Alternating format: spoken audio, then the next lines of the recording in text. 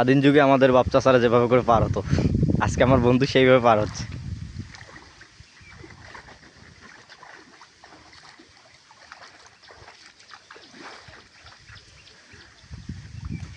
বন্ধু, তুই যে আসলি কিরকম লাগলো, তোর ফিলিংসটা কিরকম হলো? জিনিসটা তো অনেক ভালো, অনেক দিন পর এই সাইকেল নিয়ে আসলাম, সেই ছোটবেলায় নিয়েছিলাম। ও আচ্ছা আচ্ছা। আর একটা জিনিস আপনাদের দেখানোর জন্য এই যে যুক্ত হলাম এইখানে, এই যে ব্রিজটা যে ভাঙছে, ব্রিজটা ভাঙার পর কিন্তু অনেকদিন দীর্ঘদিন হয়ে গেল, এখনো কিন্তু ব্রিজটার কাজ হয়নি। অবশ্যই বিএমপির বিলে কায় বিলে কাম পাইছে। ও স্মৃতি বিলে না কি, এই যে আমার চাচা পার হয়েছে। এই যে এই যে চাচা মিয়া পার হচ্ছে। হ্যাঁ, তবে এটা কিন্তু আমার গরিবের ইয়ে দশা। আচ্ছা, চাচা কিন্তু মনের দুঃখ প্রকাশ করছে বলে, গরিব মানুষের এই অবস্থা, আসলেই কিন্তু সেটা ঠিক। প্রভাবশালী এলাকা হইলে অবশ্যই কিন্তু ব্রিজটা হয়ে যাইতো।